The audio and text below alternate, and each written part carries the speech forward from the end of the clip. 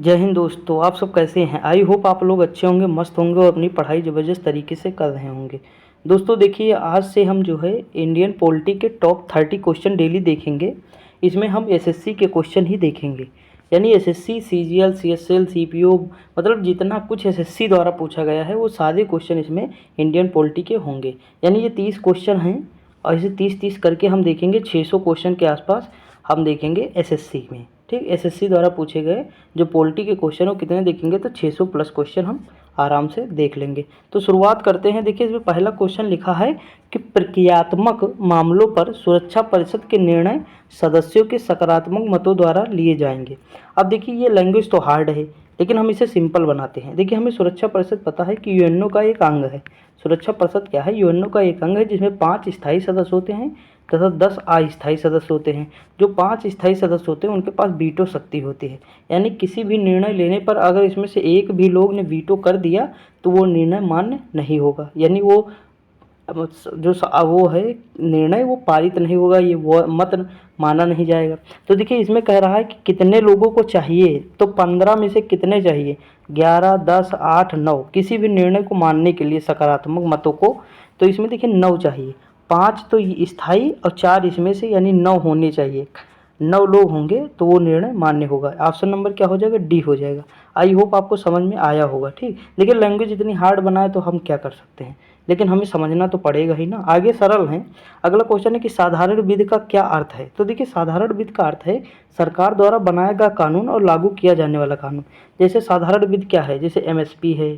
ठीक, जैसे मान लीजिए पेपर में नकल हो रहा है, उस पर कोई कानून बन गया, तो ये सब साधारण बिल के द्वारा पारित कानून है। लेकिन अगर 2/3 बहुमत से है तो संविधान में उसे संशोधन करना पड़ेगा, समझे कि नहीं? तो वो साधारण बहुमत नहीं, वो विशेष बहुमत द्वारा पारित संशोधन है। अगला क्वेश्चन है कि निम्नलिखित में से कौन सा संयुक्त राष्ट्र संघ का अंग नहीं है? तो इसमें कौन सा अंग नहीं है? देखिए, अंतर्राष्ट्रीय न्यायालय, इसका मुख्यालय कहाँ? द हेग में है। न्यायिक परिषद भी है, आर्थिक और सामाजिक परिषद भी है, सिक्योरिटी काउंसिल भी है। देखिए, हाउस ऑफ कॉमन्स नहीं है। ये क्या है? तो जैसे अपने यहाँ लोकसभा है ना, निम्न सदन, वैसे ही यूके में क्या है? निम्न सदन है, House of Commons. House of Lords क्या है? उच्च सदन है। हाउस ऑफ कॉमन क्या है? इंग्लैंड में निम्न सदन है। समझ में आया कि नहीं? आगे बढ़ते हैं। अगला क्वेश्चन है क्रीमी लेयर का तात्पर्य है, किससे है क्रीमी लेयर का तात्पर्य? तो देखिए, आय के स्तर के आधार का वर्गीकरण है, यानी आय के स्तर के आधार पर जो वर्गीकरण होता है, कहते हैं ना क्रीमी लेयर में जो 8 लाख से ऊपर जिनकी इनकम होगी साल में, उन्हें जो है आरक्षण नहीं मिलेगा, वही क्रीमी लेयर से संबंधित। अगला है कि राष्ट्रीय पिछड़ा वर्ग आयोग की स्थापना कब हुई? मोस्ट इंपॉर्टेंट क्वेश्चन है, कब हुई? तो 1993 में हुई। अगला क्वेश्चन है कि निम्नलिखित का उपयुक्त वरीयता यानी आरोही क्रम में, जैसे पंचायत समिति है, ग्राम सभा है और जिला परिषद है। इसमें कहने का मतलब है कि आरोही क्रम में यानी बढ़ते हुए क्रम में लगाना है। तो देखिए, मैंने कहा था कि सबसे नीचे होती है ग्राम सभा। क्या होगी? ग्राम सभा। ठीक, ये ग्राम स्तर पर होगी। उसके बाद पंचायत समिति होगी, ब्लॉक स्तर पर होगी। ये चीज़ मैंने डिस्कस किया है, अगर आपकी याद नहीं है तो फिर आपकी गलती है, लेकिन मैंने ये चीज़ बताया। उसके बाद क्या होगा? जिला परिषद होगा। तो 3 है पंचायती राज व्यवस्था। बलवंत राय मेहता समिति 1957 मैंने बताया था। 2 अक्टूबर 1959 को नागौर राजस्थान से लागू हुआ था सबसे पहले। और कौन मतलब उस समय पीएम थे? तो पंडित जवाहरलाल नेहरू। सारे क्वेश्चन एग्जाम में पूछे गए हैं, ध्यान से इसीलिए पढ़िए।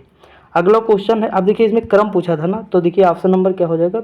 बी हो जाएगा, यानी पहले ग्राम सभा, फिर पंचायत, मतलब पंचायत समिति, उसके बाद जिला परिषद। अगला है कि केंद्रीय अन्वेषण और असूचना ब्यूरो भारत के संविधान की 7वीं अनुसूची में दी गई सूचीबद्ध है। तो देखिए, ये सीधी सी बात है, केंद्रीय है तो भाई केंद्र का मतलब होगा, यानी केंद्र सूची के अंतर्गत आएगा। किसके सूची? कहते कि कभी कभी इजी भी क्वेश्चन होता है, अगर थोड़ा भी हम लॉजिक लगाएंगे तो आराम से क्वेश्चन को ट्रैकल कर लेंगे। ठीक, अगला क्वेश्चन क्या है? किस प्रकार के निर्णय आमतौर पर हानि लाभ का सावधानी पूर्वक हिसाब लगाकर किए जाते हैं? तो देखिए, ये है युक्ति परक। क्या है? युक्ति परक। ऑप्शन नंबर क्या हो जाएगा? सी हो जाएगा। अगला क्वेश्चन है कि सटल कूटनीति का विचार निम्न शांति समझौतों के साथ निकटता से जुड़ा हुआ है। तो देखिए, ये है मध्य पूर्व शांति समझौते। कौन से हैं? मध्य पूर्वी शांति समझौते। ये रटना पड़ेगा और इस तरह के क्वेश्चन छोड़ दीजिए, ज़्यादा बेटर होगा। देखिए, आने वाले दिनों में कहो यही क्वेश्चन नजर आए यूपी पीसीएस में भी आ जाए, समझे कि नहीं? क्योंकि एसएससी के क्वेश्चन बहुत सारे यूपी पीसीएस में या यूपी ट्रिपल एससी में देखने को मिलते रहते हैं। अगला क्वेश्चन दिया है कि भारत की संसद ने पर्यावरण बिल इस वर्ष पारित किया, मतलब किस वर्ष पारित किया? तो इसमें से बताना है। देखिए मैंने बताया था कि पर्यावरण यानी छींकते हैं हम, छींक यानी 86, छींक यानी 86। ऑप्शन नंबर क्या हो जाएगा, अगर पर्यावरण खराब होगा तो हमें छींक आएंगी, और छींक आएंगी तो 1986 हो जाएगा। जैसे 1974 मैंने क्या बताया था कि 74 यानी चाहत, हमें किसकी चाहत होती है, खाना खाते हैं तो हमें जल की, तो मतलब जल अधिनियम या जल संरक्षण अधिनियम 1974। तो इस तरह की ट्रिक मैंने बताया है ऑलरेडी, बस आपको याद होना चाहिए।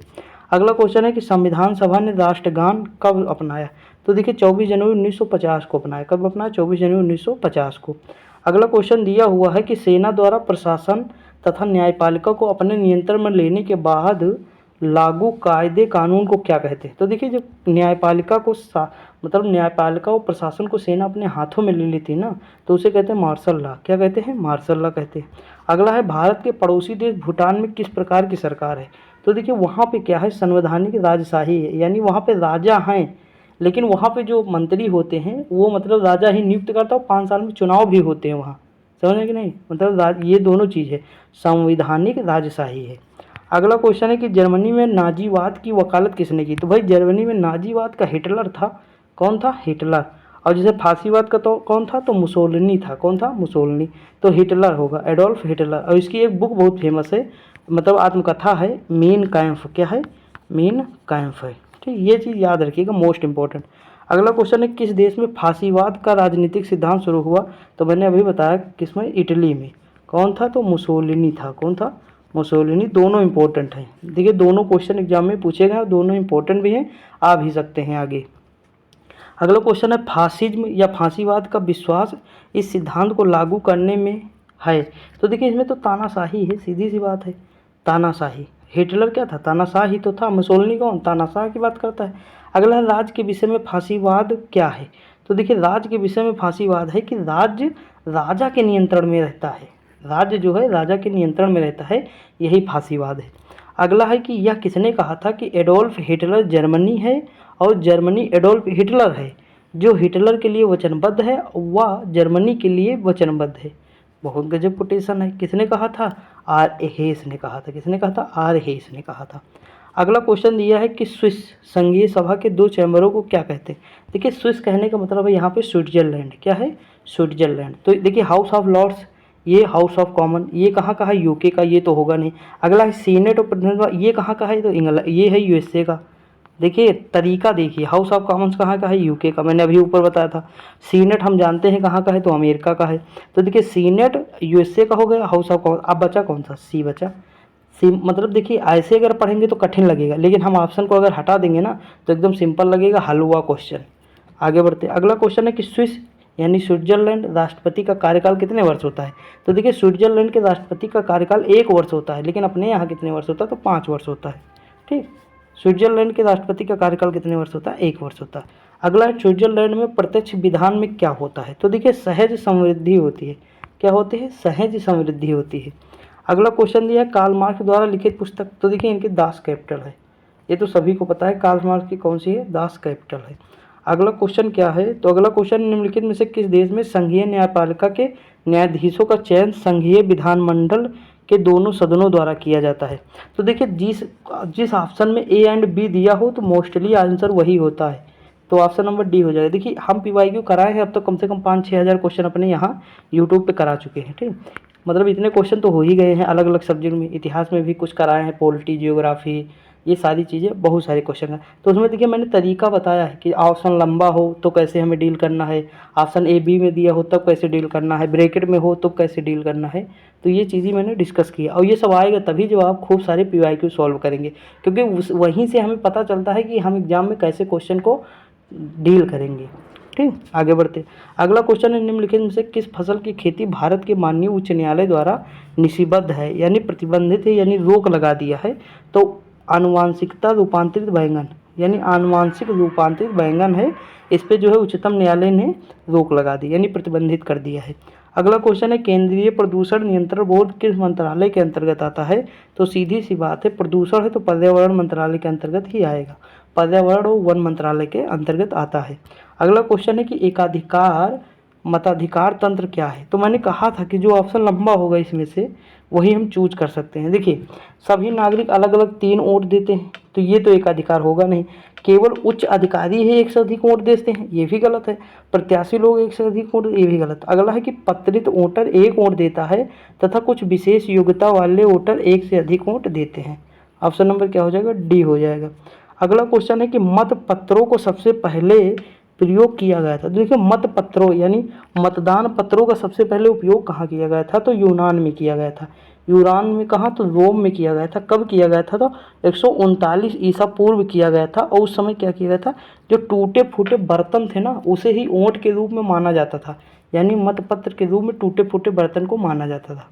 समझा कि नहीं? तो ये चीज़ याद रखिए। देखिए, आपको बहुत सारी नई नई चीज़ें जानकारी मिलेंगी। और आज के जितने भी PYQ सुबह वाली क्लास स्टैटिक जीके की हो, या मतलब ये हो, या शाम को जो 6 बजे आएगी इंडियन ज्योग्राफी की, सारी यूनिक क्लासें हैं, आप करके ज़रूर देखिएगा। ठीक। अगला है राजनीति और नीतियों से व्युत्पन्न शब्द इंद्रधनुषी गठबंधन शब्द किसने दिया? यानी कहने का मतलब है कि इंद्रधनुषी गठबंधन शब्द किसने दिया? जो राजनीति और नीतियों से संबंधित है, ये दी बराक ओबामा। किसने दिया? बराक ओबामा ने। ऑप्शन नंबर बी हो जाएगा। अगला है जब भारत और रूस के बीच मैत्री और सहयोग की संधि पर हस्ताक्षर किए गए तब रूसी नेता कौन थे? तब देखिए, रूसी नेता उस समय कौन थे? तो लियोनिड ब्रेजनेव थे। कौन थे? Leone Brezhnev. देखिए, इस तरह के क्वेश्चन आप छोड़ भी सकते हैं, ठीक, लेकिन मतलब बताना हमारा काम है, जो पूछा गया है तो बता रहा हूँ। अगला क्वेश्चन है भारत और पाकिस्तान के बीच शिमला संधि पर हस्ताक्षर किए जाने का वर्ष क्या है? तो देखो, जो हस्ताक्षर हुआ था वो 1972 में हुआ था। भारत और पाकिस्तान के बीच जो शिमला संधि हुई थी वो कब हुई थी? तो 1972 में हुई थी। एग्जाम में, अलग अलग एग्जाम में पूछी गई है। ठीक। तो दोस्तों देखिए, इसमें 30 क्वेश्चन थे जो हमने अच्छे से डिस्कस किया। सुबह वाली वीडियो जो लोग न देखे होंगे जाके जरूर देखिए, वो स्टैटिक जीके है, वहाँ पे स्टैटिक जीके ही सुबह कराई जाएगी। और शाम को जियोग्राफी की यानी PYQ आएंगे 40 क्वेश्चन, वो मोस्ट इंपॉर्टेंट। उसमें मैंने बहुत सारी ट्रिक बताई है, लगभग 10 जैसे ज़्यादा ट्रिक बताया है। तो जो लोग ना देखे होंगे तो देखेंगे और एंजॉय करेंगे। मिलते हैं अगली वीडियो में, तब तक के लिए जय हिंद।